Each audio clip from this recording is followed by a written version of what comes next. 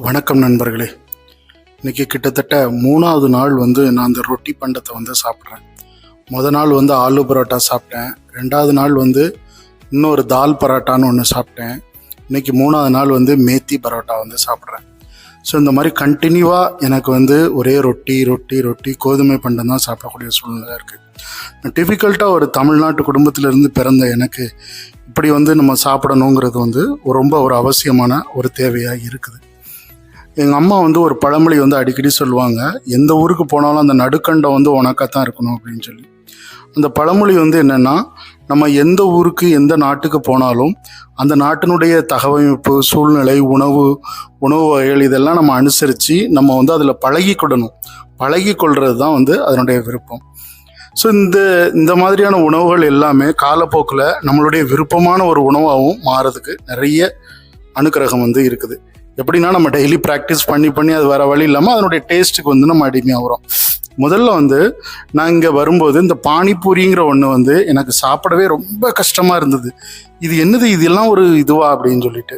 ஆனால் இன்னைக்கு அந்த பானிபூரி ரொம்ப டேஸ்ட்டாக இருக்குது. பானிபூரி கொஞ்சம் இனிப்பு, கொஞ்சம் புளிப்பு, அந்த சுவையே ஒரு வித்தியாசமான சுவை பானிபூரி. ஸோ அதே மாதிரி பன்னீர் உணவு எனக்கு நான் சாப்பிடும்போது இது என்னது இப்படி இருக்குது, பாலில் நொழுன்னு. ஆனால் அன்னைக்கு பாருங்கள், நான் அந்த பன்னீரில் பழகிட்டேன். எனக்கு இந்த பன்னீர் ஃப்ரை, பன்னீர் பட்டர் மசாலா, பன்னீர் கடாய் பன்னீர் இதெல்லாம் கொடுத்தா அருமையாக சாப்பிடுவேன். ஸோ அதெல்லாம் ஒரு நல்ல உணவு. இதுதாங்க இந்த உணவுகள்லாம் எப்படி தகவமைஞ்சிருக்கு அப்படின்னா அந்த காலநிலைகளை பொறுத்து அது தகவமைக்கப்பட்டிருக்குது. இப்போ இன்னைக்கு தமிழர்கள் இந்தியாவில் மட்டும் இல்லை, உலகத்தில் எல்லா நாடுகள்லையும் இருக்கிறாங்க. இங்கிலாந்து, அமெரிக்கா, அந்த நாடுகள் எல்லாமே கிட்டத்தட்ட ஒரு 6 மாதம் 7 மாதம் பனி பெய்யக்கூடிய ஊர்களாக தான் இருக்குது.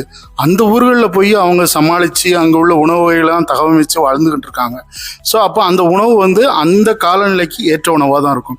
அதே போல் தான் இங்கே நார்த் இந்தியாவுக்கும் தமிழ்நாட்டுக்கான காலநிலை ரொம்ப வித்தியாசம். நமக்கு குளிர் பிரதேசமே கிடையாது தமிழ்நாடு. ஆனால் இங்கே குளிர் அதிகமாக இருக்கும். கிட்டத்தட்ட ஒரு 3-4 மாதம் குளிர். அந்த குளிர்கால உணவுகள்லாம் இங்கே வித்தியாசமாக இருக்கும். ஸோ அதனால எந்த உணவுமே கெட்ட உணவு, இந்த உணவு தவிர்க்கவே கூடாது. நம்ம அதை தவிர்த்தா நம்ம கலாச்சாரத்தை தவிர்க்கிறோம், அந்த நாட்டினுடைய மொழியை தவிர்க்கிறோம், எல்லா விஷயத்தையும் தவிர்க்கிறதா அர்த்தம். உணவை நம்ம தவிர்க்கவே முடியாது. அது காலநடையோட ஒத்தது. அந்த காலநடையோட ஒத்த உணவை நம்ம சாப்பிடும்போது தான் நம்ம உடல் ஆரோக்கியமாக இருக்கும். அதுதான் நமக்கு நடுக்கண்டமாக அமையும். ஓகே நண்பர்களே, வீடியோ பிடிச்சிருந்தா லைக் பண்ணுங்கள், ஷேர் பண்ணுங்கள், சப்ஸ்கிரைப் பண்ணிவிட்டு வீடியோ பாருங்கள், மறக்காதீங்க. Okay bye. மீண்டும் நான் உங்களுக்கு அடுத்த சப்ஜெக்டில் பார்க்குறேன்.